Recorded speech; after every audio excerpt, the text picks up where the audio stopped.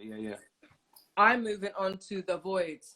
You lot are like, what void does this beautiful black man have? Let's talk about it, man. There is something missing. Do you know what I mean? And the void is an absent father. Right. The void that you have is the void that I have.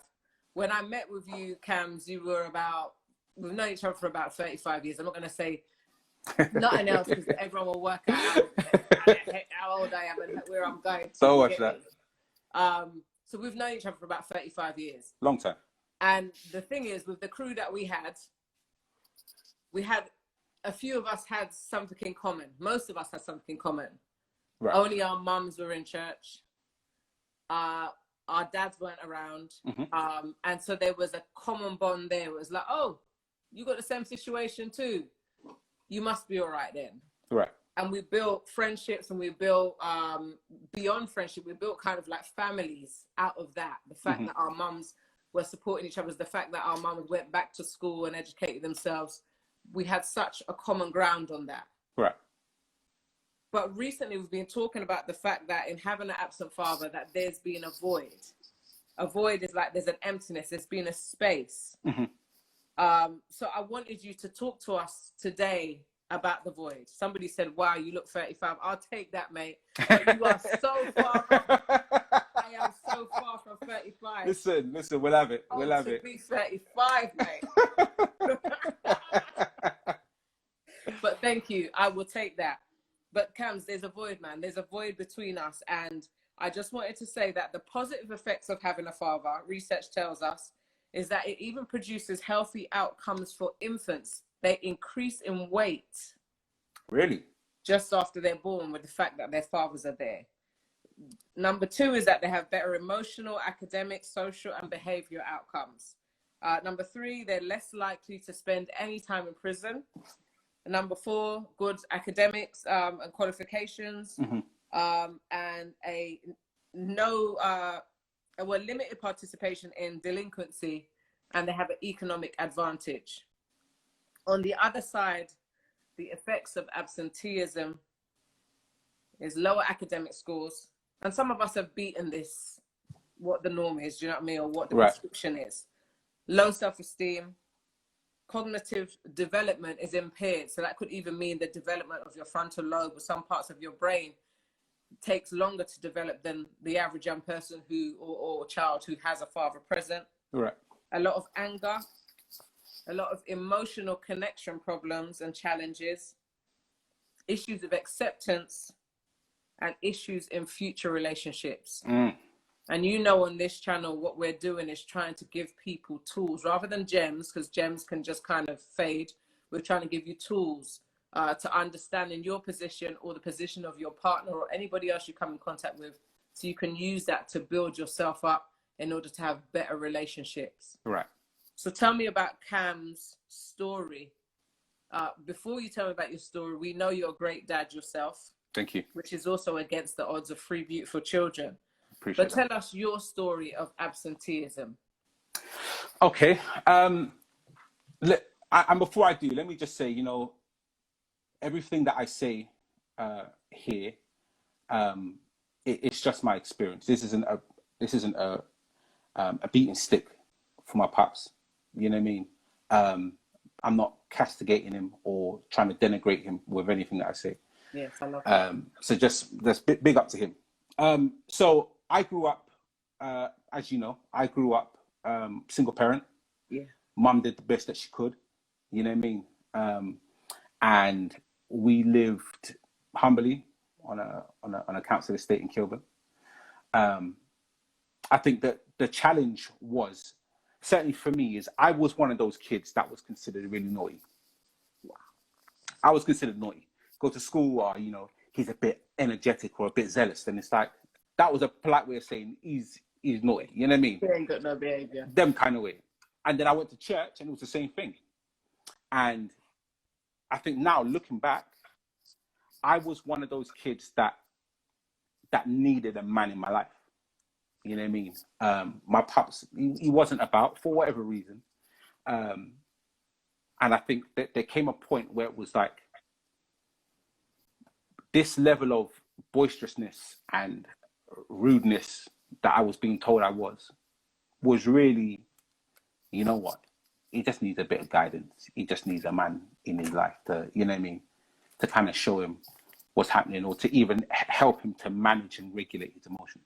Yes. And that just wasn't present. So ultimately what you do, or certainly what I did, was, because I didn't necessarily have that assertive being at home, a lot of the guys that I moved with, I didn't look to them as father figures, but I looked at it as, well, this is what masculinity is. Yeah. Inadvertently, it wasn't like a conscious thing. It was just like, well, you know, this is what it looks like.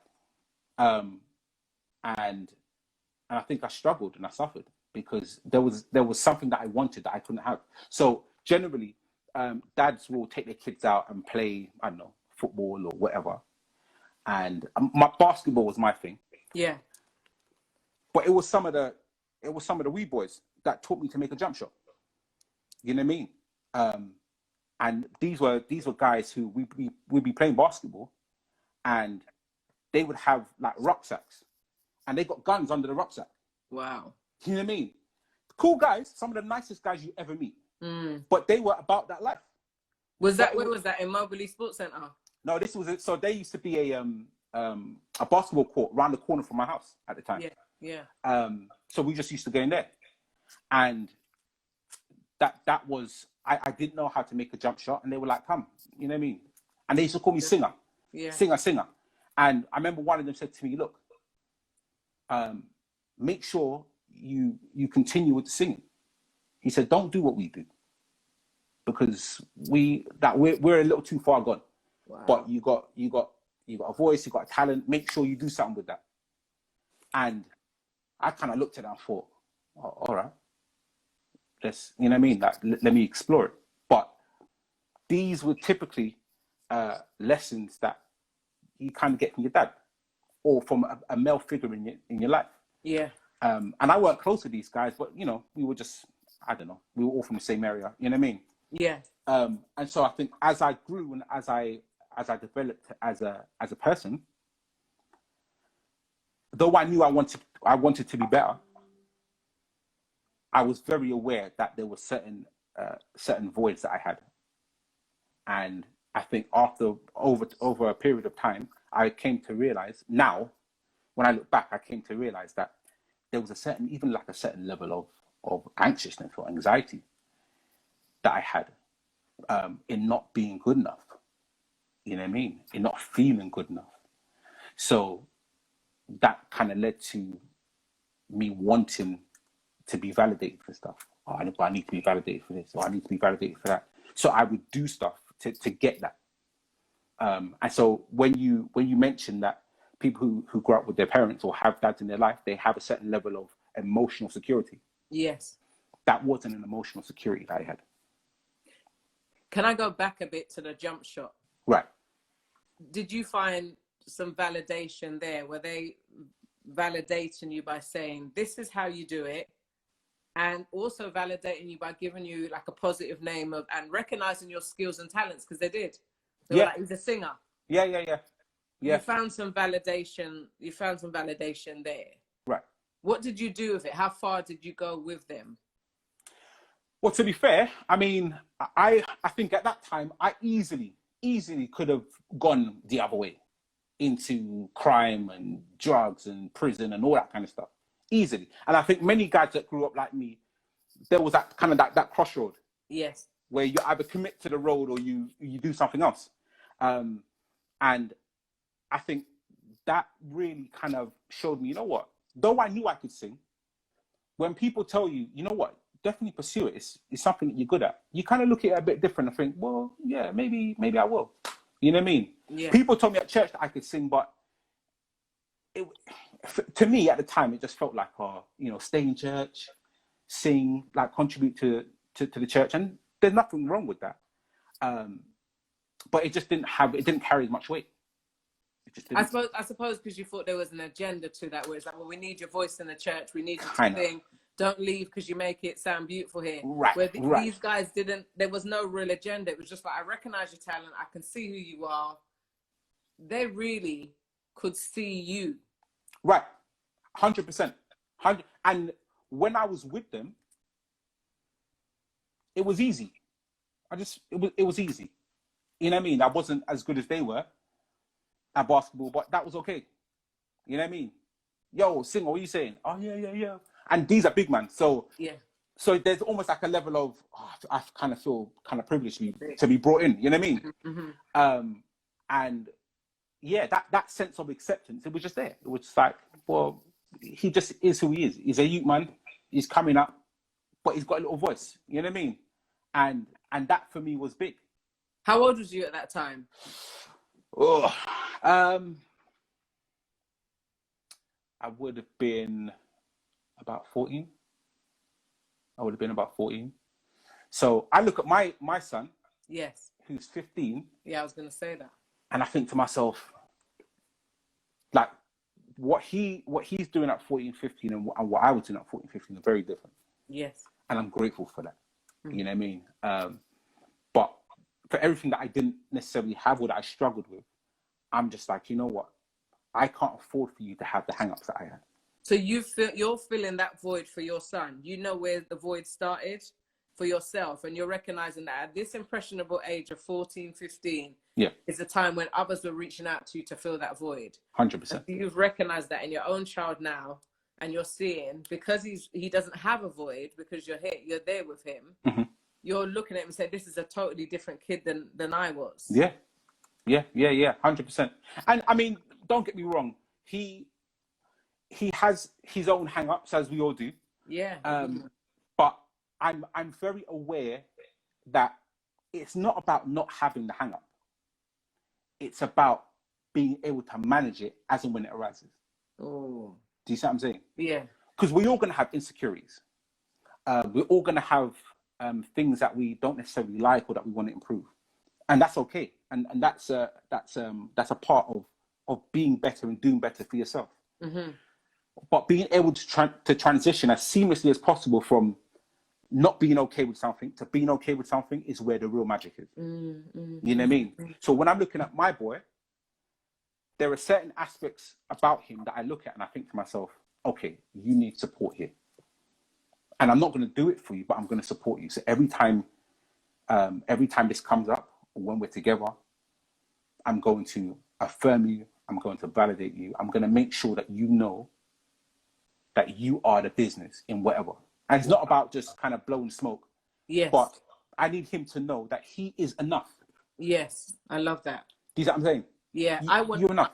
I want to take you back again. Right. To the basketball court. Yeah. And I think the reason why I'm staying at the basketball court is because this is where my work is. My everyday work is at this basketball court. Mm-hmm. With 14, 13, 12, 15-year-olds who are at that basketball court being validated, then carry a couple of rucksacks across the county lines to sell some drugs and come back. And sometimes mum gets a cut of the money.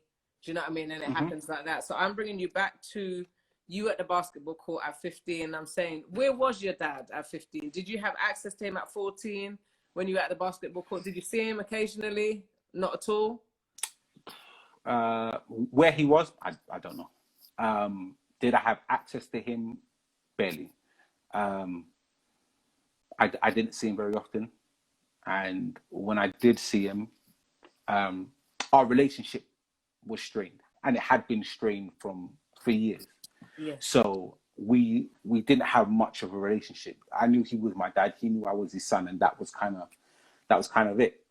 And I think I was very angry as well. I was very angry and very bitter because I just kind of thought, well, you clearly don't want us. You know I what just I mean? want to ask, why would you be angry? Because everybody around you was in the same situation as you. So it's like, this is the normal, innit? So I don't know how it feels to have one. So how can I be angry for not having one? Because I didn't have one, but I know I needed one. You know what I mean? How did you know you needed one? Because, so I had my granddad. And my granddad, what to me, was an amazing man. Yeah. Amazing man. Like he he had prosthetic legs, Yeah. both legs. He was double amputee, so he would walk slowly. But like when he walked, it was like the time stood still for him. Whoa. And when he walked through the door at my granny's house, you could hear the footsteps. And as you heard the footsteps, it's almost like the house was rearranged to accommodate him. It was amazing the way it happened. But he was my guy. So he kind of picked up the slack. He and my grandma picked up the slack where my pops kind of fell over. But he was old. Mm. You know what I mean? He was old. And I was very aware that he was my granddad. But I knew that I wanted more. I knew that I knew that I needed my pops, because I go to school, and some of the guys that I moved with had their dads, maybe not living with them, but they spent time with their dads. Okay. And I just never had that, oh, me and my dad are doing something story. I just think of like my own experience. When you talked about your granddad, I thought about mine. Right. I mean, apart from giving me sips of special brew, do you know what I mean? Little baby sham, you know what I mean? And a bit of baby sham. Yeah, yeah. Apart from doing that and turning me into a right old little baby drunkard, what he used to do is that if there was ever a licks coming, he would spare me from it. Right. Like, don't smack my baby, you know what I mean? Or I had a little dolly what would cry, and he would say, tell that dolly to shut up, or whatever. But he was so, I was the baby, because I was like the first girl after a long time out of all Right. the cousins. And so he represented a father figure for me, but he passed when I was 11. Wow. And that was a crucial time when we just left my dad at 11. So it felt like, I've lost granddad. He was like a main dad. But I'll be honest, I would look at The Cosby Show. Okay. And look at Bill Cosby and think, I wish he was my dad, mate. I'm not sure now, but I wish he was my... I don't know. I wasn't there. But I looked at that man and thought, I wish he was my dad. Yeah. Do you know what I mean? Yeah. Because you don't have to give a licking. You give good lessons. I don't know. You take us to the kitchen and make some concoction, and you got some life story and lesson about it. When we're coming in late, you're sitting on that posh, Chesterfield sofa waiting for us to come into the door of the brownstone house. I was like, Bill, yeah, you can be my dad. You know what I mean? Cliff, you're the doctor, man. You can be my dad. Yeah, he was the guy. He was the guy. And he was the only guy we saw on TV then. Do you know what I mean? Apart from you didn't want Andy Peters to be your dad. Do you get me? Nah, I'll be all right. So we had. But big up Andy Peters though, you know what I mean? Big up Andy Peters, but he weren't dad material. He weren't dad material. But Bill Cosby, you know what I mean? He was the man for me, and that's not what I saw. And then I don't know. I didn't have any envy for any of my friends, right? Because they didn't have dads. So there was nothing to be like, oh, that's not fair. I think when I started to feel that envy, Cams, to be honest, is when I had children. Really? And when I used to hear Curtis reading them stories in the night, or having a laugh or having a chat, and I'll be like, oh, I didn't get that. But I'm talking about the other day when I'm like, I don't want anything else for my children. I desire them to have this. This is the best they have. But I remember thinking, I didn't have that. I don't know how that feels for daddy to sit down with my 17-year-old and have a chat about, you don't want no man in here with no plaits or no weed. You get me? I didn't get that talk. I didn't get that talk at all. I'm gonna go back through just a little bit. Just reflect on that. That the only daddy I saw and that I emulated was Bill Cosby. Right. And then when I met my husband and he had a mum and dad, I thought that was strange. You got mum and dad? You know what I mean? So that void has been consistent. But I've got a few comments on here. What says, and this is free little mother suckers. We know her as Mona. Yeah. Big up Mona. Big up. And Mona says here, in terms of the statistics we gave, maybe we wouldn't have beaten it. Maybe with a father figure, we would have smashed certain things. we've done okay academically, but maybe we would have smashed it. We'd have been sitting there as professors, maybe. Maybe. You can do everything with a maybe. But yes, I think then we would have less holding us back. Not that we use it as an excuse, but it is a factor. Somebody in relation to you saying that you feel that you were labeled naughty at school, they said that they would have added the extra label of ADHD emoji con looks like this. Let's not get into that topic. Somebody said, let me grab my younger brother. He needs to watch this live. And it says here, why is it that your mum gave you what is it that your mum gave you in terms of guidance? Was it enough? Can you answer that? Firstly, let me just say big up to my mummy. Yeah. You know what I mean? She's Big the up, empress.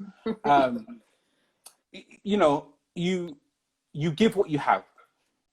You give what you have. Yeah. And I think there came a point where me and my mum's relationship became a little turbulent, just because we were two people who had strong opinions. And unfortunately for me, she was the adult and she was the parent. And so I had to acquiesce to whatever it is that she said. That's right. You know what I mean? She gave love, care, and attention where she could, but then she worked. Yeah. She worked, and she had to provide for us. And you know, sometimes she wasn't around because she had to do what she had to do. Mm-hmm. So I look at it and I think to myself, well, big up to her. But the reality is, even though she was off doing what she had to do to provide for us, that level of absence was still there. You know what I mean? And so we had to make do with what we had. You know what I mean? So, can I say, in other words, you're saying mum was being mum. Yeah. And trying to be a bit of dad, but can't be dad. Yeah, exactly that. Exactly that. And I think there came a point, so my mum was married for a period, and there came a point where when she got married, I got respite. Because my mum was, so like many of our mums, my mum was trying to keep me out of the jailhouse and she was trying to keep me out of a coffin. Yeah. And I think sometimes what she did, I didn't necessarily agree with looking at it now. But when I look at why she did it, I get it. Yes. You know what I mean? When my mum got married, my mum's husband, my brother's dad, was a bit of a breath of fresh air for me. Because my mum used to be on me, Nia, on me regular. Or she asked me to be on you. Or yeah, yeah. And that was a problem for me. Because sometimes I'm like, let's have a conversation about this. But she was just on a rare rating. And again, because she's the adult and I'm not, you know what I mean? When she got married and there was a man in the house, that dynamic changed. Wow. It changed the way the house functioned. It changed. And I was like, you know what? I can get local peace. She's not on my case. Yeah. Because sometimes you say to her, look, leave him alone. He ain't done nothing, or he's done what you've asked him to do. Ease him up. Yeah. And again, that male figure in the house created a dynamic that just felt, to me, a lot more balanced. Mm. And I appreciated that. You know what I mean? Took the tension. I mean, my mom has a male figure in her life now, after over 30 years of being single, a beautiful looking woman, but took her time. Yeah. And it's a different, we don't live together, obviously, but it's a different setup. It's a different woman. Yeah. And I can see it's a better woman. Do you know what I mean? Right. Somebody said here, I think the Cosby Show helped a lot of us form our views of how we wanted our future families to be. It wasn't a bad show at all. No backward masking on that one, was there? No. That one was solid. That one was solid. Cosby, and it wasn't just the case of they were a good family. They were well-to-do. They were educated. Yes. You know what I mean? Like, he loved her and she loved him. Yeah. No one went sleeping with the neighbor. You know what I mean? Yeah. Like, it was kind of what we all aspired to be. Yes. And I look at the example and I think to myself, well, his current situation, for me, has no bearing on the message that show portrayed. It can't take away. Bill's still my dad. He's the guy. He's the guy. For what that portrayed. And he had in the show, he had his dad in his life as well. So I look at it and I think to Yes. myself, so Pops. yeah, it's like it's reaffirming. So he Yes. had his dad, and he was able to be a dad to his kids. And there were certain episodes where he and Theo had certain talks about girls, and you know what I mean. And I look at it and I think to myself, when we're talking about generational wealth, Yes. it's not just money. No. It's the attitude and the mindset of love, care, and attention. What does that look like? Open that up a little bit more. So typically, when you look at the idea of generational wealth, we acquire as much as we can, and then we pass it down to our families to build upon. Yes. And that's all well and good. I think that's what we're supposed to do. But when it comes to emotional wealth and emotional maturity and emotional understanding, sometimes we don't pass that to our kids. We don't pass it down. Sometimes we don't have it to give. But if you can teach someone how to have a secure, and I know you've spoken about attachment Yes. style, Yeah. to have Kelly, respect. right, exactly that. Secure attachment styles, and be able to be aware of your feelings and to love yourself and to be kind to yourself. And in being kind to yourself, you're able to be compassionate and kind to others. And that is something that we pass on. We make and we create people who are a lot more well-rounded. Yes. You know what I mean? Yes. And that's just as valuable as £1 million. So you're saying in the Cosby Show example, we could see from Granddad all the way down, and Grandma was there, but Granddad all the way down, you could see emotional intelligence being passed on, love being passed on, right, emotional security being passed on. Right. And we knew that they had wealth in the fictional world because they were doctors and lawyers and stuff like that. Right. But you're saying it, as important as it is to pass on generational wealth, it is also important to pass on generational emotional health as well. Absolutely. Absolutely. Because you can't manage the money if you don't have that. Exactly that. But then it begs the question, do we have it to give? Ooh. And if we don't, what have we been functioning on?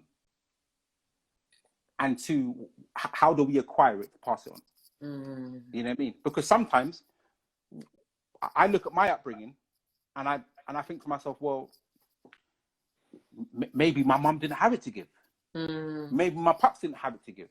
And that's no shade on them. But until you take stock of yourself and really kind of hone into what it is that you have, what you don't have, and the things that you need to acquire, then you just do what you know to do. And that isn't always the best thing. So that leads me on to ask you, how has your father's absence affected you?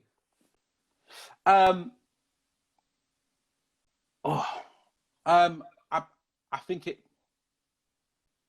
think it made me angry, like I said before. And sometimes any time that I saw him,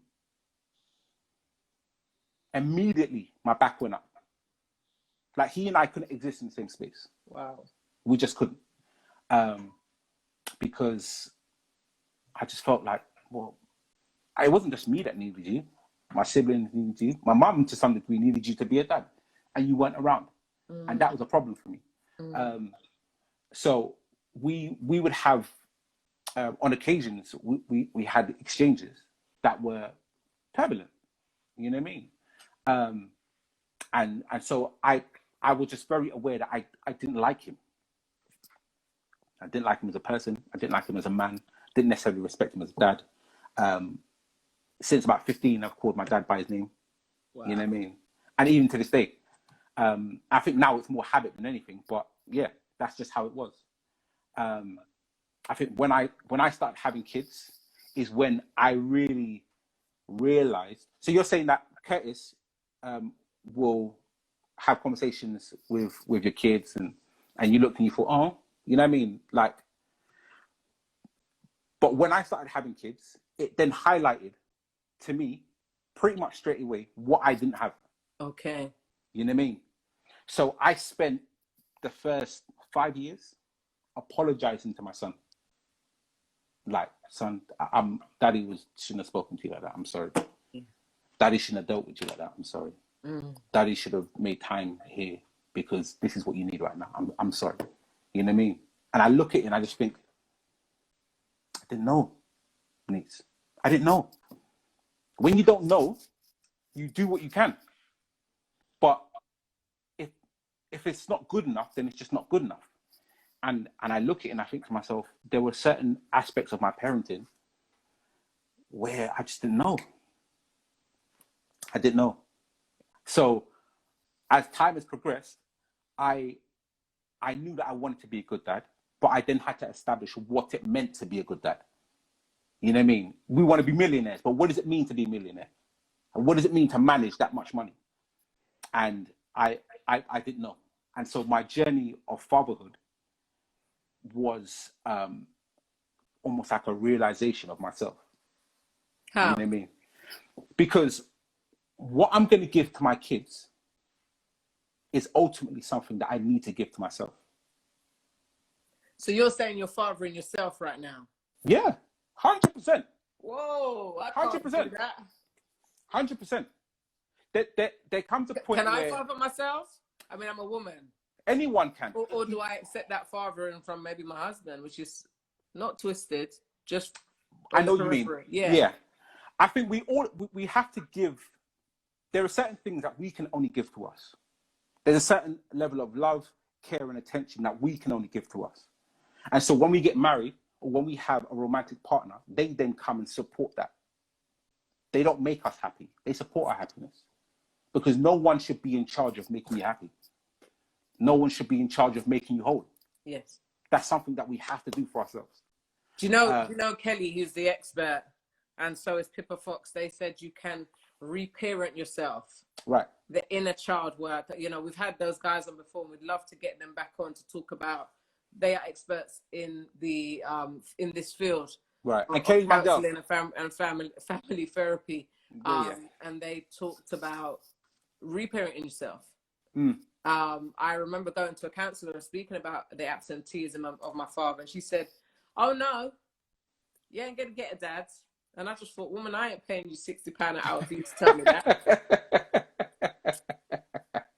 You get me? I don't want you to tell me. I want you to tell me, just like you doing, I don't know, what's his face? What's the other man? Jerry Springer. You're Right. going to bring the daddy out on the side of the show. Do you know what I mean? Man. The side of the stage, he's going to come out and be your dad. She said to me, no, you're not going to get a dad again. Mm-mm. And I found that very difficult to hear. She said, God's your father now. He's going to be your dad. He's been your dad all the time. He's going to be your dad forever. And I was like, okay, here's 60 quid. Thanks for telling me that, love. Mm. What do I now do? He isn't coming back. You're not going to be that child again. And he isn't going to be your dad. And Right. it's the realization over the last couple of years that I've had to let settle with me. Right. And I think that leads me directly onto the reason why I've let it settle with me is because I'm having some level of empathy for him. Mm. I'm saying that my absent father or my violent father was once a little boy. And that little boy must have saw some stuff which made him interpret the world differently. Mm-hmm. Which made him, made his experience be lived out loud through violence. Right. And so Little Mother Suckers, Mona says, is there any empathy for your dad's absence? Because now I understand, in part, only in part, of why he wasn't there. But for you, is there any empathy for your dad's absence? 100%. Wow. 100%. You know what? And it's a good point that she raised. Thank you, Mona. The reality is, I'm at a place now where I'm like, it doesn't matter. It doesn't matter. You know what I mean? Like, I get it. And he and I have had conversations. Wow. Never about him, but more so about us or him regarding his parenting, but never about him in his life. But I've kind of come to a place where I'm like, you know what? It's all right. Why is it all right, Cams? Why is it all right for a dad to have 3 children, and I'm talking about my own, right, to get up, to let them see so much violence in the house, nearly murder, leave, get on with his life? Why is that all right? Sometimes I think, what are you thinking? Like right now, are you thinking about us? Right now, do you know if we've eaten? Right now, if our children walked on the road past you, would you even know that they are an extension of you? Oh, right. So how does that happen? That you can just say, "Sure, it's all right," you know? Because I'm going towards that. But how does that happen, Cams? Because it's not his actions that are okay.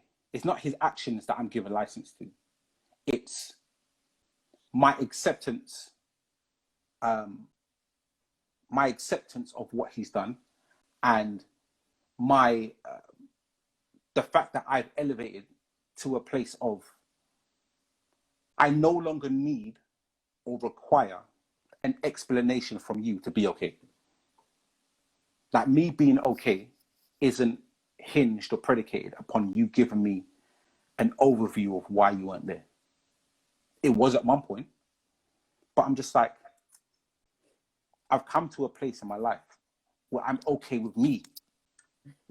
So in being okay with me, not that I agree with what you've done, but there's a certain level of compassion that I have, because I think to myself, for me, and I'll just speak for me, not being there for your kids isn't normal.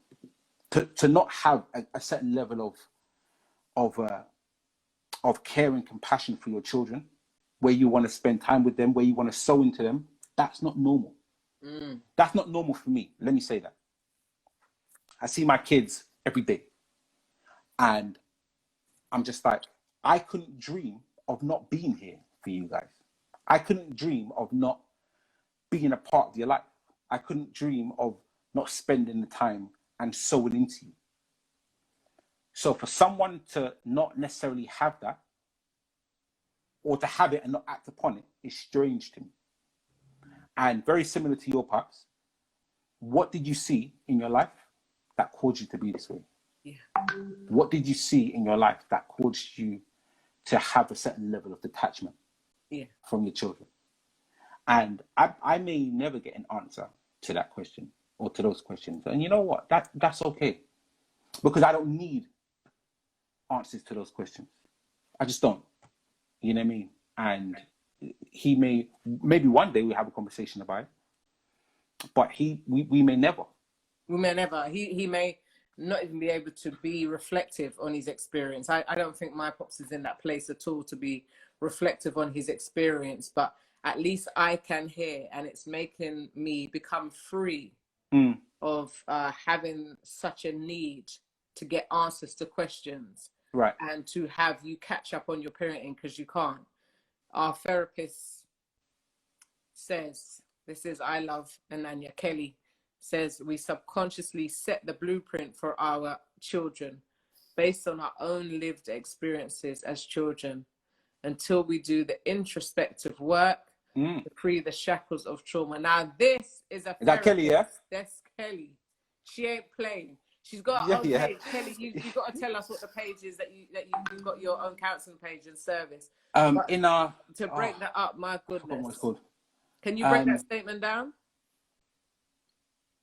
Her. Can you break it down for us, Cams? Can you read it again?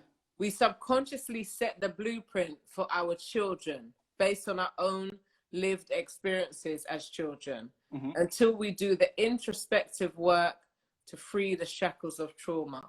Right.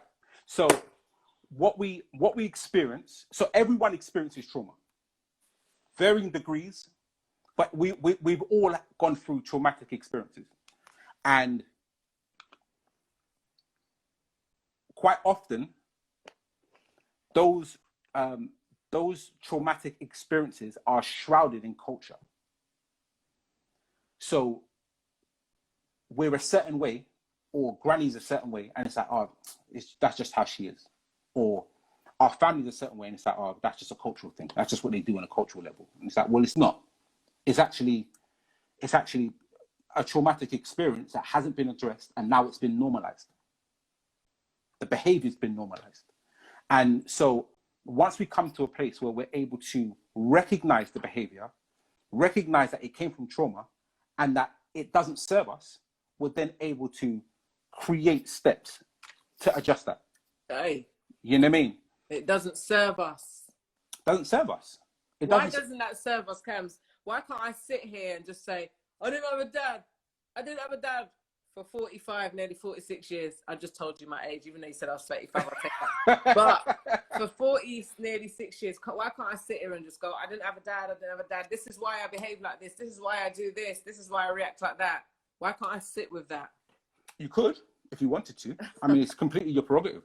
You know what I mean? You can if you want, but if you want more for yourself, if you want more, you want to be better and do better, then it's a case of, well, does this serve me?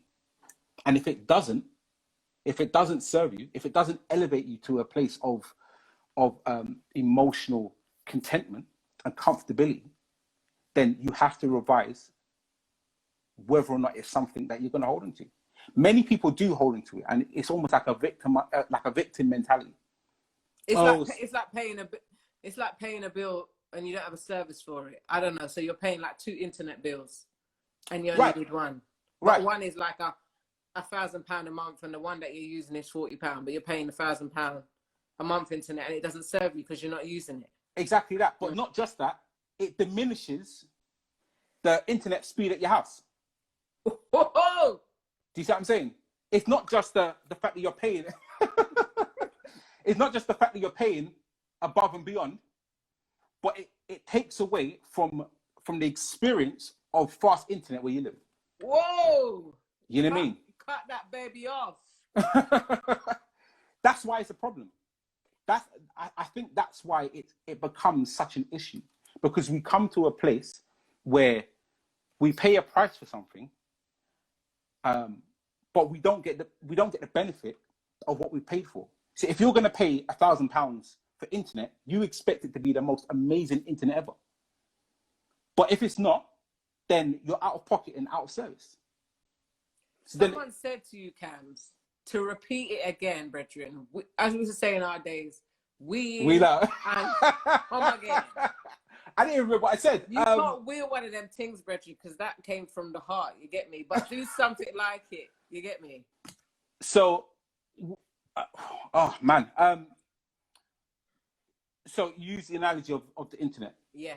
So you can't be paying above and beyond for a service, but still have substandard service, even though you're paying a lot more for it.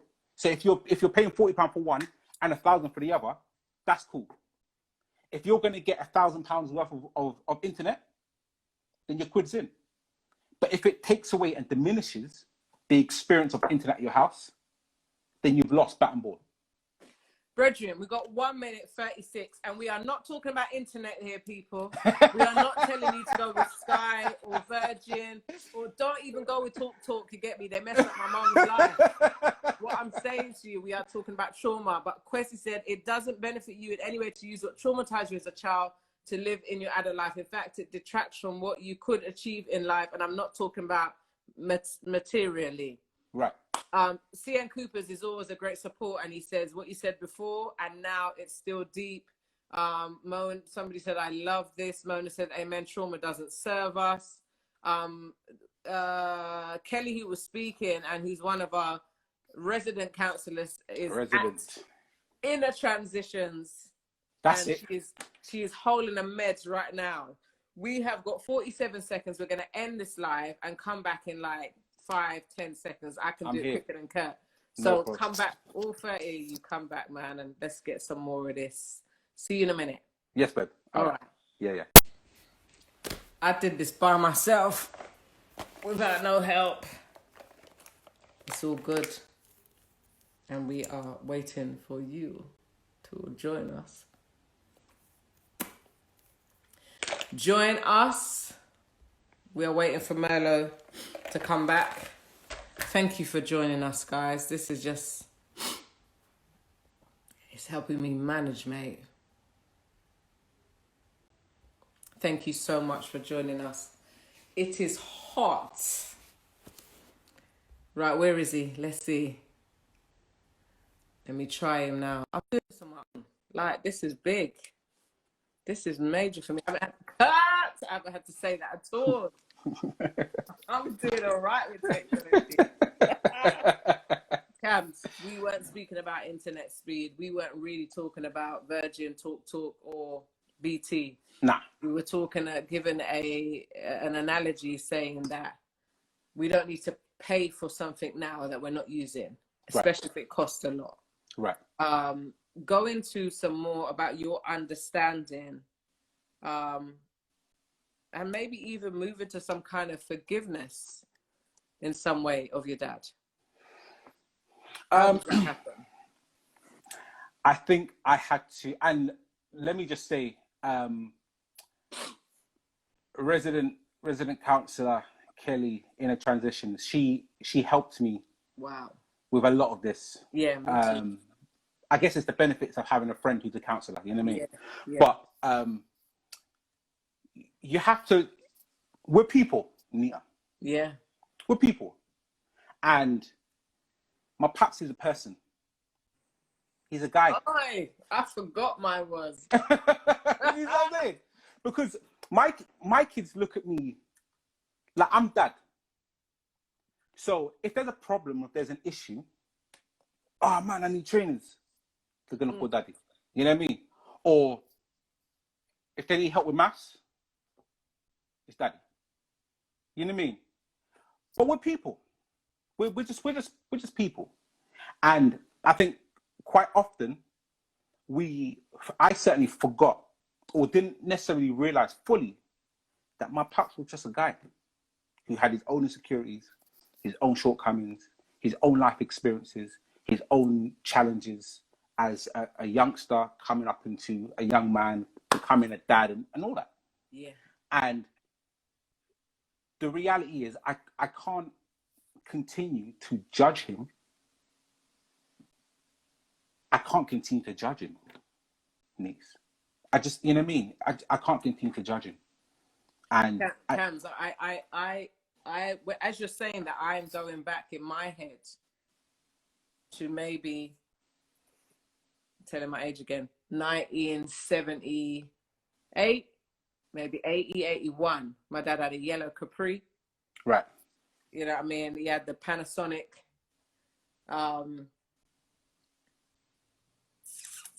sound system, the Stax, brethren. Really? That's old school. You know the silver? Yeah, that's old school. Yeah, that's old school. Stax. You get me? That was a pride and joy. He had a couple of rifles in the cupboards and keys of weed under the stairs. For him, a black man in that time, in the 80s in London, that's what being a man meant. Right. Do you know what I mean? Plus having your sheepskin rug on the floor, your corner sofa, and your cabinet full of really good glasses and a couple of old vinyls in the corner. That's what it meant to be a man in the 80s.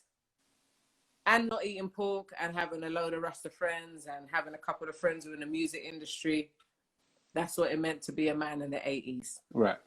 Part of that being a man in the 80s, a black man, was also having a side piece, was having a lady on the side, couple of people on the side. Yeah. That was being a black man in London in the 70s and 80s. My dad had me when he was 17. Really? My daughter's going to be 17 in a minute. I'm like, you don't know life. You know what you're doing with a child at 17. Yeah. You know, so when you're talking about you've applied a level of grace to your dad by saying he was a human being with real life experiences which impacted him. So when I look even further back past the 80s, past the 70s, before I was born, I can see this little boy growing up in a house. His dad is not in the same house as him. His dad has another family somewhere else. He's born on the same day as his half sister, which makes them twins. Really? How one wife was upstairs, one girlfriend downstairs, having babies on the same day. He experiences and sees domestic violence himself. He may have experienced some form of rejection because his dad chooses not to move in with that family. Right. You mix all that up together, fast forward that into the 70s and 80s, and being a black man is holding keys of weed in the cupboard, couple of shotguns, having some well-connected friends in the music industry, having the cabinet, having some vinyl records. You mix all that up together, you ain't gonna get a stable man. Of course not. You ain't gonna get the world's best dad. Of course not. I mean, I don't have half of that mix. I have a little bit of that mix, and I'm still struggling to be the world's best mom. You know what I mean? I wouldn't doubt that there's no struggles within all of us because we're trying to unlearn stuff. But there is a level of compassion for me when I think about my dad's story. I think about the parable of the unforgiven servant, when the guy says to God, "Let me off, man. Please don't kill me and my family. Don't. You know, I know I owe you this big money and I can't pay, but save my life." And the judge says to him, "It's okay. The debt is clear. You can go." And then he sees his brethren out on the street who owes him a £5. And he's gone to brock his neck. And he doesn't. Like, give me back my money. You get me? I feel yeah. that I have been given more. And so I respond with more. So of late, and how it frees me is by saying, that was your capacity. That's all you had to give. And I could squeeze no more out of you. Not then and not today. As Kelly said, it's the inner work. Yeah. And if they're willing to do the inner work, I can't squeeze that out of him. So how do you work to that resolve? Honestly, and I can only speak for myself, I learned to I just learned to accept him. I came to a place where I was like, you know what? These are my issues. These are my challenges. These are my insecurities. I'm enough. Cameron is enough with those. That's my baseline. Yeah. So when I walk into any situation, I'm walking into it as a whole guy. I'm enough. You know what I mean? I'm enough. That, though I choose to apply that principle to myself, that principle is for everyone. It's for all of us. So I have to afford him an allowance of, you know what, you're enough, and we've all got a lot to learn and to develop. But as a person, as a man, you're enough. Oh. And I accept you as is. And I can look back. You're talking about your dad, Cams. You're saying to him, you're enough. Yeah, you're enough. If your capacity, if all you have as a man is to, in terms of fathering, is to call me on my birthday once a year, and you do that, big up. It's enough. It's enough. It's enough. That's all you got. And I respect and appreciate your effort. And to be fair, this isn't just I don't even get a call. Well, not even that. This isn't even just a dads or mum. This is like relationally. This is husbands, wives, children. You know what I mean? Like everyone is enough, or should operate from a baseline of enough, but aim and strive for more. Stop there, because you know Mona said, "Nah, brethren." She said it makes us feel better to say that they did their best. Me, meh. Some of them just did what they fancied and what they felt was good. I'm not saying he did his best. We just have to get on with it. I'm not saying he did his. By no means am I suggesting that he done his best. By no means am I suggesting that he done his best. So this is, for me, it starts with me and it ends with me. So he gets caught in the middle, but at the precipice, it's me. So I look at him and I say, only he can tell me if he done his best or not. Yeah. But what I'm gonna do is, the compassion that I've afforded to myself, I'm gonna afford to everyone. Yeah. I'm gonna afford it to you. I'm gonna afford it to my son. I'm gonna afford it to my mum, and I'm gonna afford it to him. I believe that we are all enough, but we have to make the decision to do better and to be better. Now, whether he made that decision or not is a secondary conversation. But that doesn't take away from the principle of life that I'm applying to this situation. You know what I mean? We're enough. I believe that I am enough. I just am. Somebody said here, wow, that's amazing to be able to accept that. That's Elio Life. And Pippa Fox said, you cannot force people beyond their capacity. 100%. 100%. And that's just something I'm not going to do. So whatever you give, and I was talking to my kids the other day, actually, and I said to them, whatever you give, I will accept. And I will accept gratefully. You know what I mean? Whatever you, as Nita, give in friendship to me, I accept gratefully. Now, don't get me wrong, in accepting people, sometimes it's a case of, you know what, because I accept you, you and I can't necessarily part together. Because I accept you, because I accept what this is, there's a certain level of interaction that we just can't have. But I accept the person that you are, and I accept what it is that you presented to me. Typically, that's more in, let's say, like a romantic relationship. But I think certainly with like a parent, if they show you that this is all they have, why would you expect more? Yes, parents should do this, and yes, parents should do that. We understand that on a cognitive level. But he didn't. So what now? He should have given you more, but he didn't. He should have loved on you. So are you gonna continue to live a life of wonder and of debasement and thinking, why didn't he love me? Was I not good enough? It's like, you know what? And I say this very respectfully, but not so what? But it is what it is. It is what it is. It is what it is. Like he did what he did. You're in the situation that you're in. What are you going to do to make yourself better? Because you can't whine about it. You can't cry about it. You can, but there has to come a point. Yeah, and we all have. Yeah. But there has to come a point when you say, this is what my situation is, as it relates to him.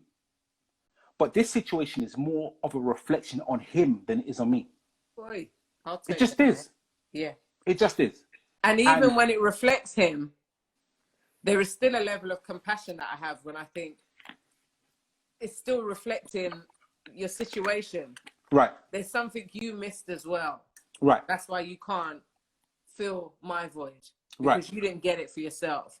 Just hold tight, because CN Cooper says it's trying to get 100 GPBS, I don't know how you say that because I'm not like technical savvy, broadband through a 10 Mbps broadband. Are you supposed to say that word? I don't know, but I kind of get what you're saying. The original plan said rotted. It's not actually a bad word, you know, rotted. Oh, no? No, it's not.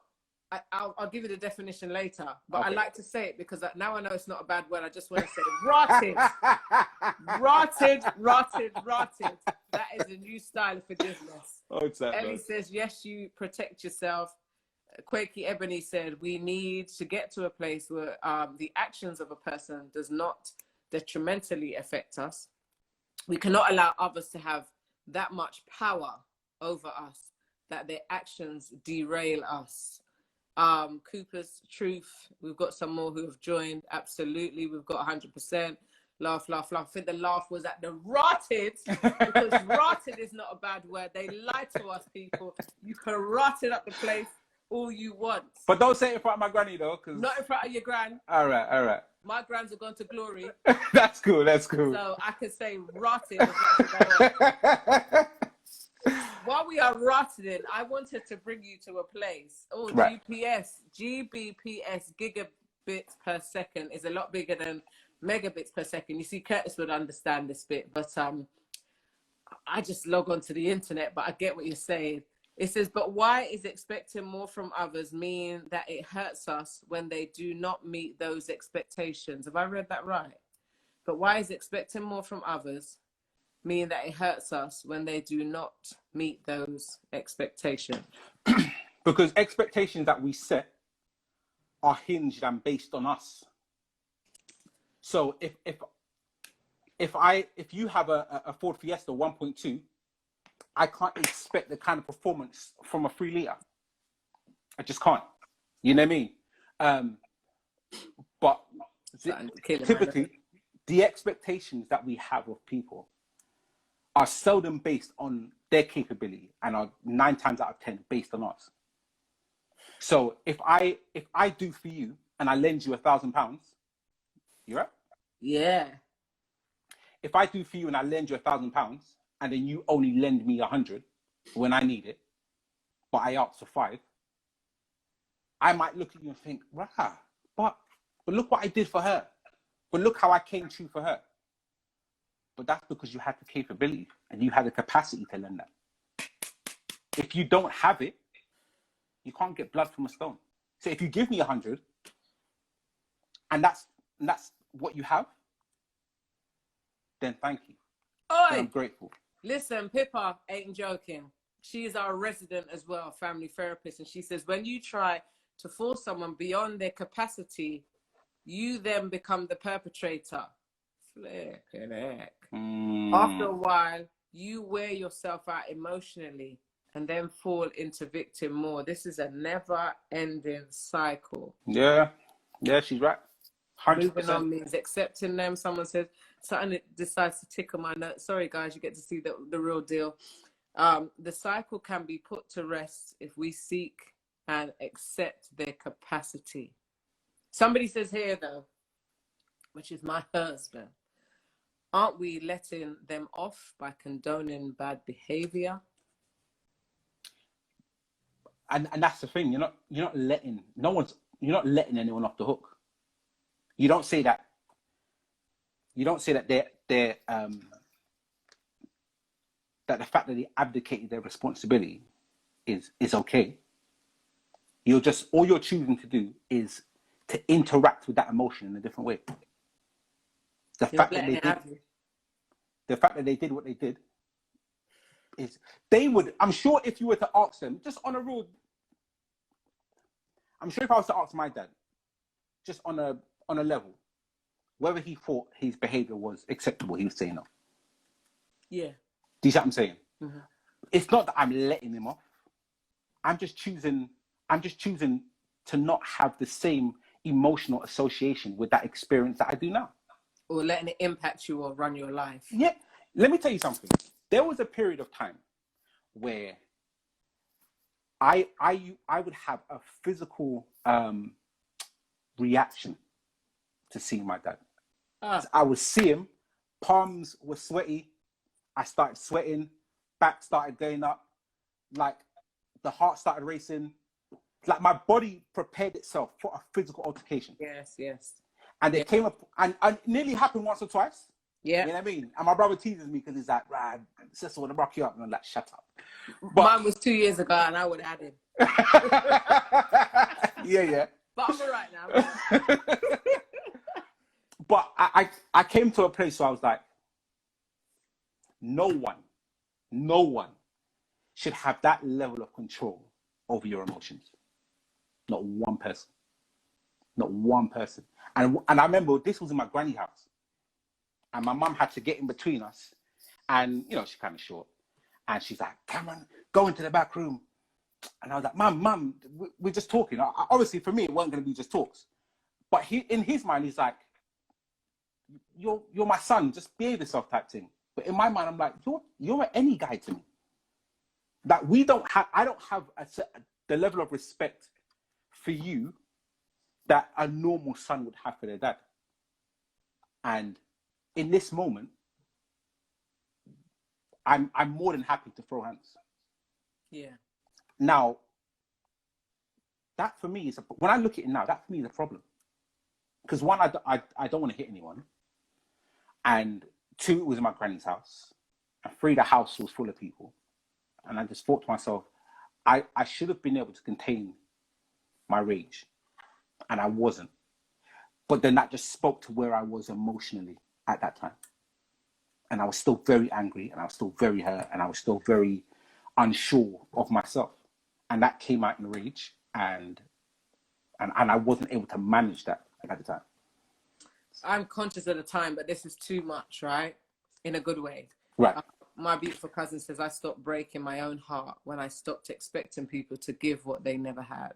Kelly said, disagree. Moving on doesn't always mean accepting them. I see it meaning that you are accepting yourself. The original plan says our expectations that we put on people are seldom based on their capabilities, but more on ours. Kelly, our resident counsellor, says you cannot hold anyone hostage. 100%. Speak fire. We got some more join. Any guy, Ramona relates to that. Yes.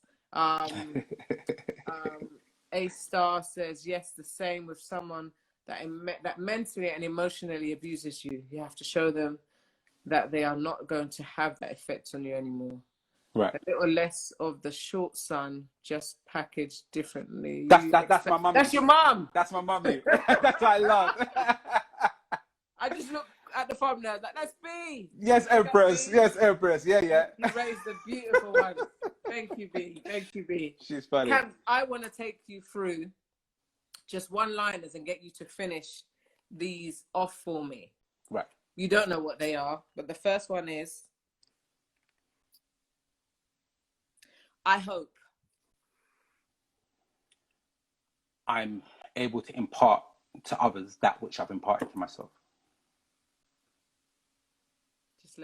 Just let it sit.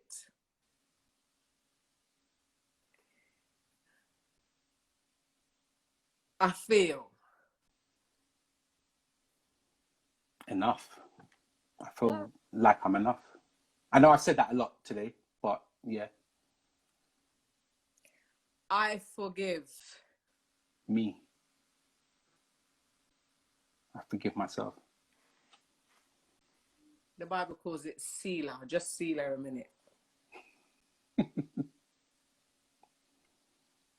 Why'd you forgive yourself? I know I'm not supposed to do this, but why did you forgive yourself?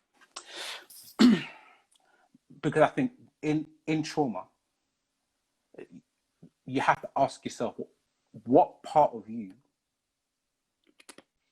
when you become of age, what part of you gives license to and allows for someone to think it's okay to treat you a certain way, and you allow a space for that.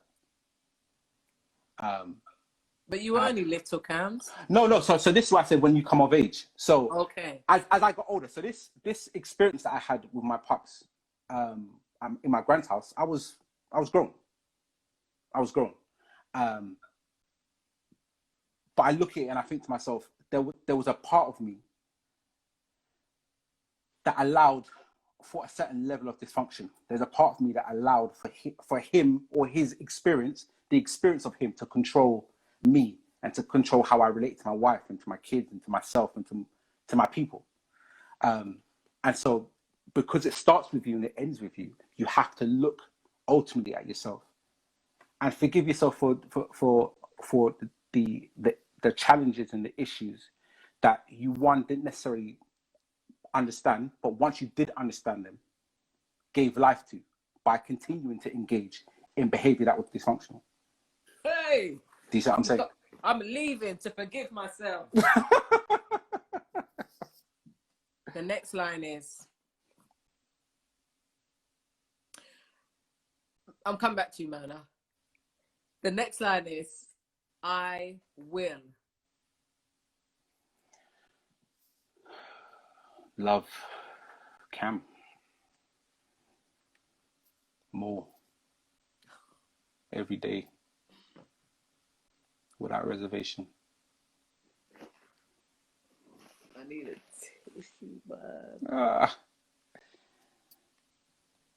It's all about me. It's all about you, Neats. Because once your cup is full, then you're able to give. If your cup isn't full, then you can't give to no one else. You don't know that when these talks are over, man, me and Curtis are on our knees, like, praying. And sometimes the bawling does come out where we're having to address our own issues. So this becomes therapy in itself. I need. Oh.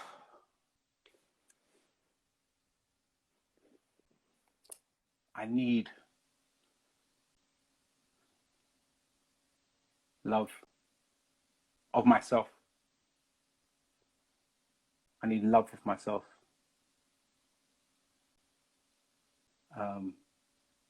Yeah, if you can't love yourself, then you can't love anyone else.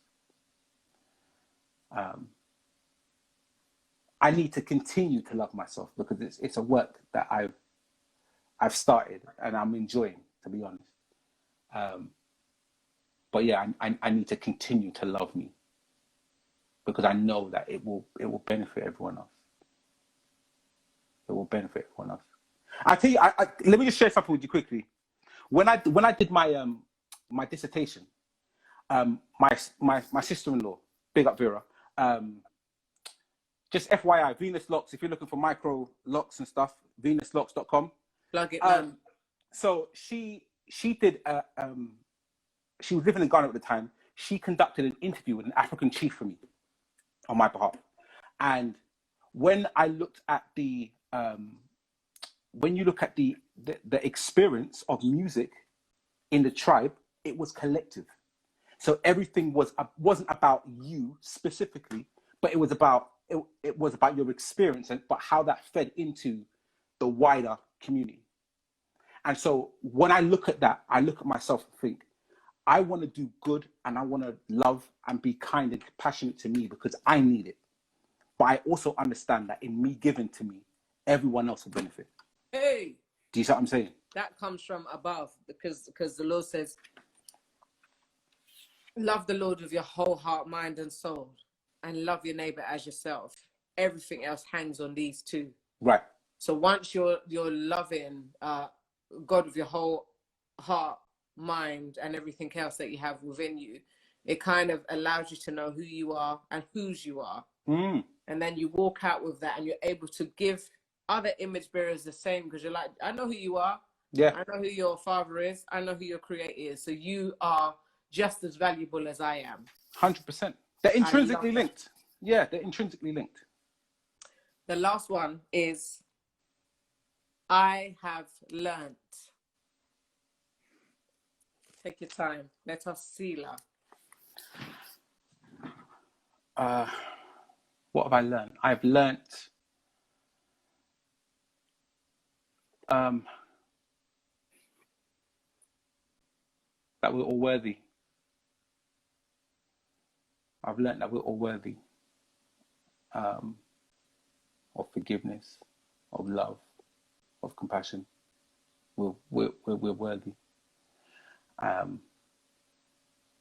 That includes your dad? That includes everyone. That includes everyone. You can't, no one's exempt. Rain falls on the good, and the Bible says rain falls on the just and the unjust. Yeah. No one's exempt. You know what I mean? Everyone deserves to be loved. Everyone deserves to be cared for. It's just, it just depends on what it is that you have to give, one, and whether or not you're able to cater to that person. But everyone deserves it. And sometimes those in my dad's position, maybe sometimes they need it more. You know what I mean? Of course. But I'm no better than him just because I made different decisions. You know what I mean? We're all falling short. Yeah. We're all falling short. You know what I mean? It's tough. My eyes, I had to suck back the eye water. Yeah, it was coming. It was coming. Let it flow, man. It's all good. Yeah, but I don't cry decently. That's cool. So I got to do that when I'm by myself, and usually it happens like in the shower, and then it starts hitting me, and I start bawling. In the shower? Yeah. Wow. I just feel like just let it flow with everything. You get me? Yeah, man. That's okay. So that would be me in about an hour. It says here,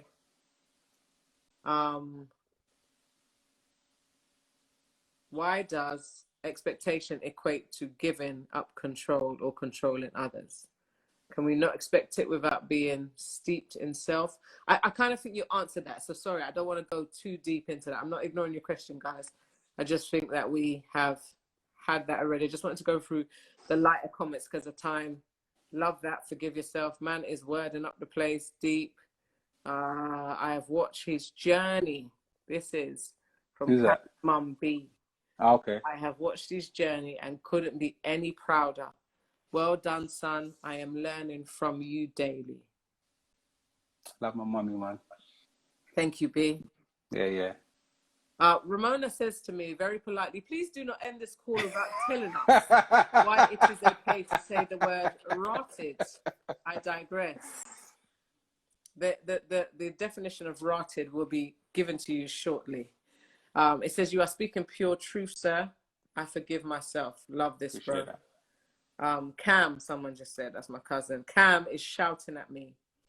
Fire, fire, love. Come on, man. Mercy. Rotted means, boy. Okay. Ross, says Kelly. Easy, someone says. You can't pour from an empty cup. The man. This is cutting too deep. I need. Big up my G. Bombs, two-edged sword right now.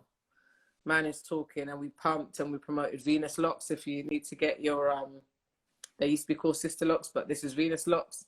They are amazing. Look up Venus Locks on IG. Quakey Ebony says, if you can't love yourself, then you can't love anyone else. And this is you, Miro Lynn. Cams, I know him as. How does living yourself for yourself? Sorry, Kat, do that one again because I can't really understand it. You are loved and lovable. Given to your children, the father you did not have is healing, yes. You know, black people always put a yes after the thing. It's good, yes. It's healing, yes. Yeah. Wow, your son here says, wow, my dad is getting deep. Uno. What you know about Uno, Bridget? You know. You know, Shay. What's in the I don't get these texts me. Yeah, you know. He said, you know. I thought he said Uno. I thought, nah, but but Uno. my boy. How does loving yourself? You couldn't get that. No, say what you said. How does loving yourself, what does it look like when you love yourself and then you love onto others? I couldn't understand my husband's question to you, but he said, how does loving yourself look like? When you're loving others. When you're loving others. Because you love yourself. Because you love yourself. Can I put the camera on you now? How does loving yourself? So I just want to make sure I understand the question. Yeah, I've lost it, man. Come. Yo, yeah. Talk to me. Don't come on camera, please. Man's naked. Listen. All right. How does loving yourself look? Touch a thing. How does loving yourself look? Like if you love yourself, which is what you said earlier. Right. What does that look like when you love yourself and then you love others? Literally. I think for me it was setting and establishing boundaries. Just because I feel like I had very little, and so because I didn't have many, I would give of myself, a lot of myself, and would burn out, and then would quite often blame the people who I had helped. That's it. You know what I mean? And that wasn't cool. Yeah. So I think in establishing certain boundaries for myself, I was then able to establish those for other people as well. And a boundary doesn't necessarily have to be a bad thing. It just means you're very clear about what it is that you can and can't do, what you will and won't do. And that kind of carves out and makes definite the level of, I don't know, attention that you can give to any one situation, including yourself. You know what I mean? But definitely setting boundaries is key. Mona said she will rephrase it. She said, Cams, did your own parenting heal you? I think so. I think it still is. Because Good question, Mona. My kids are, as they grow, they expose different aspects and elements of who I am as a man and who I am as a person. So when I spoke to my boy when he was 5, now I'm speaking to him when he's 15. The manner in which I parent is very different, and I'm essentially speaking to essentially a young adult. Yes. But that requires a different aspect of Cam. It requires a different part of me. And I'm finding that the more I engage in the parenting with all three of them, is the more I'm able to understand how the parenting I received related to me, the good and the bad.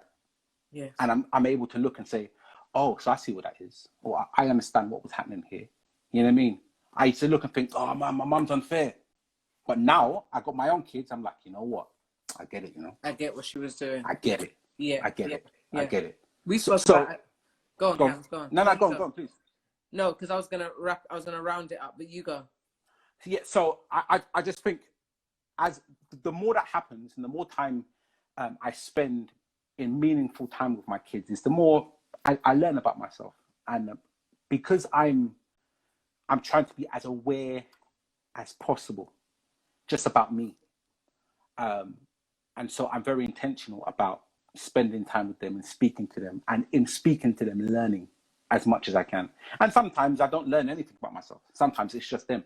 And I'm just like, okay, well, this lesson or what we're discussing is only really going to benefit you. But then sometimes we have conversations. Like, for instance, my son, we train every other day.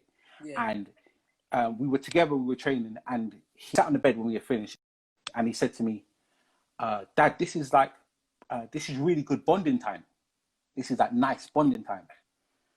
And I was touched, because in my mind, I think to myself, everything that I've been working towards on an emotional and relational level is being culminated in this moment. You know what I mean? In him appreciating and enjoying time spent with his dad. And naming it as well. And he was the person who named it. And that for me was major.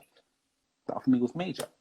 You know what I mean? I'm aware that the time is going, but before it does, there was something I found. I don't know why I was up these ungodly hours. I think because I fell asleep in the day yesterday. I'm trying not to tell myself that was lazy, because if the Stanislas family know that you had a sleep in the day, lazy. I actually had a sleep on a Sunday for the first time, like, in years, right? Ain't nothing wrong with that, man. Nothing wrong with that, but I had to keep telling myself as I was halfway off the bed saying, I should be sweeping, I should be washing the clothes.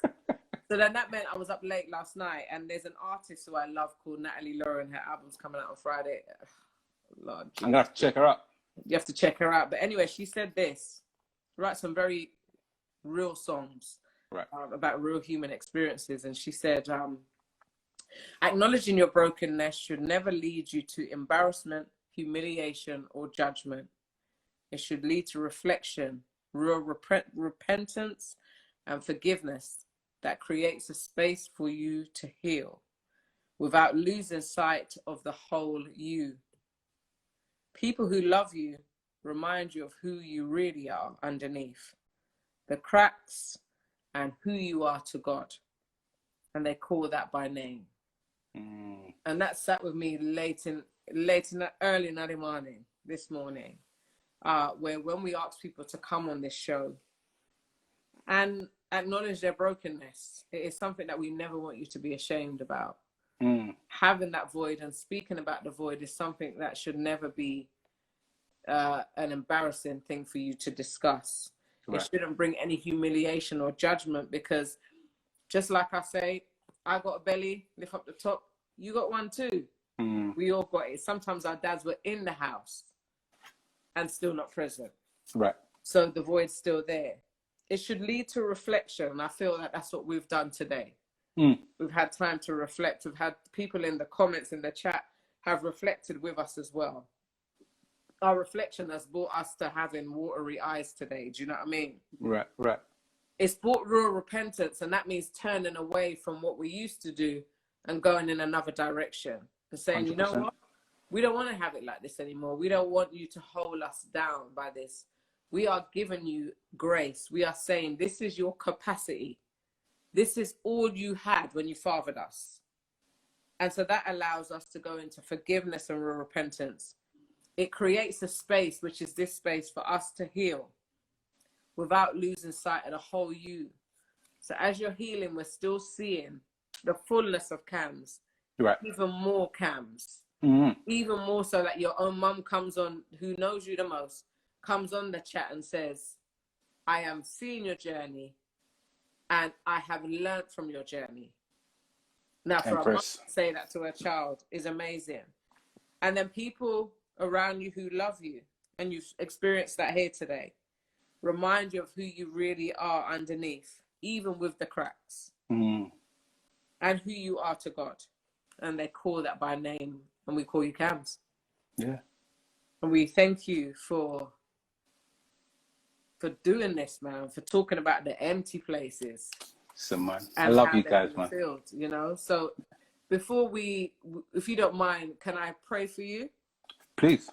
Before I pray for you, if you can just give us some closing thoughts, please.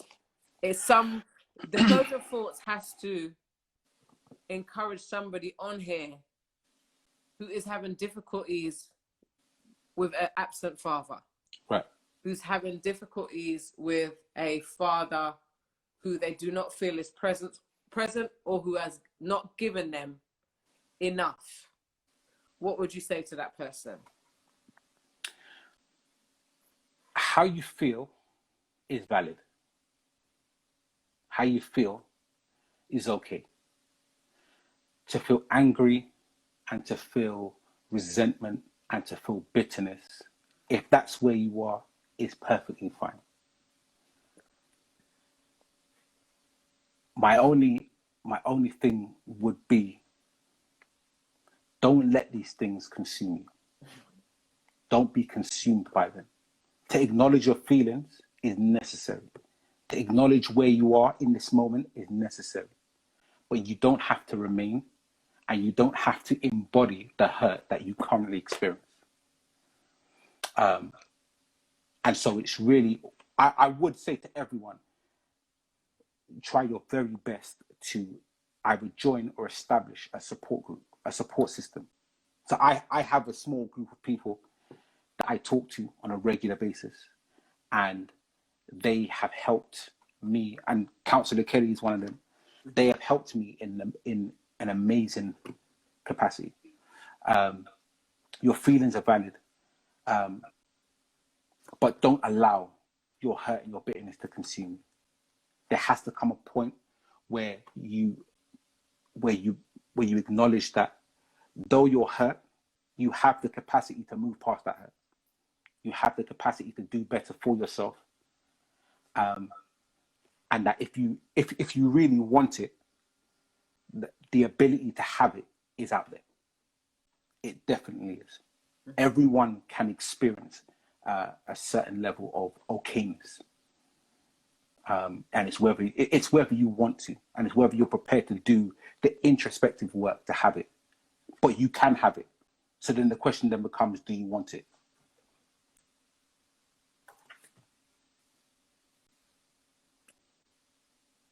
Did we speak on do you want it? I don't think we did. We spoke on do you want it? We might have done, yeah. Yes, we did. Do you want it? Give me a do you want it before you go. I think quite often we become comfortable in our dysfunction. It becomes familiar. We become like an abusive partner. We don't like the abuse, but then we never leave because we're familiar with how it works and how it functions in our lives. And I think quite often we have to be brave enough and courageous enough to ask ourselves, do we want to change? Do we want it? Because you find some people who don't like it, but remain and stay in it because it's familiar. It serves them. It serves them. It serves them. They don't mind paying the £1,000 for the substandard internet. Yeah. So the question then becomes, well, do you want it? And if your actions suggest that you do want it, then no one can really do anything for you until you come to a place where you no longer want it. And I was fortunate enough to come to a place where I was like, you know what, this doesn't serve me, and I don't want it anymore. I don't want to feel this level of contention towards any one person. So I'm going to do differently. But I think in a lot of cases, on a subconscious level, folks not necessarily want it, but they're familiar with it. I don't want to say they want to feel depressed and, you know what I mean, subjugated, but there's that level of comfort that they have in it. And it's only until you become discomfortable, it's only until you experience discomfort with it enough that it causes you or forces you, not forces, causes you to do different, that you will. You know what I You mean? want it. Yeah, You know, do you want it? you know when you're saying, do you want it? I'm not trivializing what you said, but I'm thinking, do I want to get rid of the belly? For example. I'm not saying I got a belly, because you can't see it. Yeah. But do I want to get rid of the belly? And if I want to, then my actions will show that I'm doing sit-ups in the morning, noon, and night. Do you see what I mean? Yeah. Not snacking, blah, blah, blah. So like your Right. actions follow your desire, right? That's what you're Right. saying. They should. I mean, we all struggle. I got a little bit. We all struggle with it. You know what I mean? But there comes a point where the doctor might say to you, you know what, your health is now at stake. That you in order for you to live a meaningful life from this point onwards, you need to make lifestyle changes. And I think we come to a place emotionally where it's like, you know what, you need to make a change because it's affecting you or affecting the way you parent. It's affecting the way you relate to your husband. It's affecting the way you relate to your wife. And if it's not addressed, this could lead to further complications in your life. Do you want it? Do you want it? Do you want it? We're going to Yeah, leave you with that question. It's a rhetorical one for us to digest. I'm digesting it myself. Do I want it? Do you know what I mean? I mean, I know what I want, and I've decided that I want the same thing as you. Resolve. I want that my father did to his capacity. Right. I can't get any more out of him at this stage. And it is what it is. And it's okay. And it's okay. You're okay. And I'm okay. And I'm Yeah. enough, even without him. Your own son said, the best father who ever lived right here. My That's God. beautiful. I see it, man. Someone says, feel like this is me at the moment. Really want a therapist. Can you recommend anyone? Of course we can. We have a resident therapist on here, Kelly. And it transitions. And so look for inner transitions. I'm trying to write it here.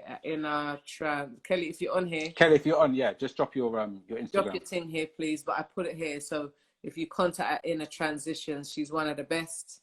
Do you know what I mean? And she will help, as she's helped many of us and taken us through aspects of trauma in our life, which we've all experienced. Mona wants me to answer something, but I'm going to answer it after the prayer. Can't let the dysfunction, absent dad, affect next generation. Cut the noose. 100%. 100%, Mona. 100%. In just saying this prayer before, Kelly's put up Inner Transition. So if you are looking to have some kind of therapy or counseling on a subject like this, or even not, something else, then contact Kelly on Instagram at Inner Transitions. You can DM her. We know she's good because she's helped us. And so she's extending that love and that help by putting her address up here. So contact her Inner Transitions after this live, which will finish shortly. In just ending, I just wanted to say a prayer for you, Cams. I want to say a prayer for those who are listening and those who are working out the issues of absenteeism. Right. In whatever way that looks. Okay. Father, I thank you for being my dad all the time, for being Cam's dad, for being the planet's dad all this time. We struggle with it. We find it difficult, and we have also overcome aspects of it. You made dads. You made dads. You created dads, and you created their function, and you know how important they are. And you know that when they're missing, the dysfunction it causes. But somehow you help patch up this void by helping us to forgive, to repent, to restore, to accept and to move on. Mm. So what we're asking you to do is to just give us more strength and desire and want to do that. Mm. Even when we want to get out of certain situations, we find it tricky. But we need your power and your strength to help us get through this void. It may never be filled. It may always be the thorn in our side, but your word says your grace is sufficient. That when we are weak, you are strong. So we're grateful for your strength. And I ask that you will impart more strength on my brother Cams, more love, more capacity on him so he can father his children and their children can father their children's children's children. His son here has already experienced the impact of his good fathering. Don't let him grow weary. If he is, just give him some more strength. We ask you to bless right now inner transitions and the work that they do and the work that they offer to people, and that you may also fill Kelly's cup. Yeah. And allow her to manage what she hears and to put it in the correct places. We ask you to also bless Pippa as the family therapist on here, that you will bless her life and how she manages families, and everybody who's been listening, especially my mate Mona. Thank you for the experience that we've grown with together and we've related to each other in a place of fatherlessness. Lord, you know we love Cams. And we ask you to give him what we want for ourselves. Give him double. Thank you. Even more. That's more love. That's more time with his children. That's more health. That's more restoration. I pray this and I thank you for his vulnerability and his heart, which is shared with us. And because of that, you will repay him. We pray these things in Jesus' name. Amen. Amen. Amen. Cams, it has been overall. Let me go through some of the comments here, right? Some of them, I know Ramona, she's going on a little bit naughty here. But it says here, Keisha says, you never get it fully until you have your own babies. So you spoke about that. When you have your own children, then you understand the impact of parenting and the importance of it. Right. Lots of clap, prayer hands. Mona says, love you, Cam. Love you so much. Kelly said, love you, Cam. Big up my G. Prayer hands. We got some more waves, some hearts coming up. And then Mona has to end it by saying, sorry. So sorry, so sorry, but I won't sleep until I know Rotted. what rotted means. You better get your blasted rotted phone out, right? And Google the word rotted and you'll find that it's not a swear word. But do not say it in front of your granny. Nah. You get me? Somebody, as I said, extended their hand to, their heart was open and honest to say they would like some therapy, and we offered Inner Transitions at Inner Transitions. And at Inner Transitions is on here on IG. We hold her up in prayer because she does a big work. My home, she says, amen. Love you, one money, you better. I love you too. Amen, says Sam. Pippa Fox, amen. CN Coop, this has been intense. Brethren. Listen, but before we end, I was going to just big up mine, to be honest, but I just want to acknowledge all of the mums. Yeah. And not just the ones that had a single parent experience, but just all of the mums generally. Yeah. Because mums do an important work. We all do an important work, but there's like a Muslim proverb that says heaven's at the feet of your mum. Yeah. And I want to acknowledge all of the mums, you know what I mean? Yeah. Everyone that is looking after and caring for kids, because you guys are blessed, and I appreciate you guys, you know what I mean? So big up to my mummy. Yes. I haven't seen her since March. Yeah. But I'm gonna have to spend some time with her. I know she's cussing me, but but big up to all the mums though. Yeah, we can do. I heard that we can do 30 plus now. So Fair way. That's a rave size, isn't it? It's a small rave to get. I'm gonna have that 90s party soon. You get me? Man. I'm there. So you better be there. You better be on that DJ table. I'm there, man. Me and Misha. You will be Misha. So I am totally honored, you know, and overwhelmed with your honesty and the direction that you've taken us into. Right. You've taken us into the direction of healing. And I'm pleased with the work that's been done in you. I just want to say thank you. I appreciate you. All right. No problem. Anything for you guys. You know that. Anything, Thank anything, you. anything. We're going to have Merlo Lynn back again. It's You know what I mean? Mero, my love. Mero. The middle part of Cameron. Mero. Mero. What did I say? Merlo. Merlo. Merlin, Merlo. It's cool. What's your name again? It's cool, my darling. It's Give me cool. your It's government all name. good. Cameron. Cameron. We're going to have Cams back again, guys. We're definitely going to have him back again because he's insightful. He's got wisdom. So we will have you back. Your mum says, yes, big cussing. Mona says, yeah, 30 is a visual rave. People are just joining us, but we are signing out now. We love you and we thank you so much. Stay with us, guys. I'm just going to say bye to Cams. See you later, Cams. No problem. All right. Bye. Take care. Bye-bye. Okay, guys. Thank you for joining us. That was heavy. I'm going to go in the shower and start crying now, as I promised myself I would.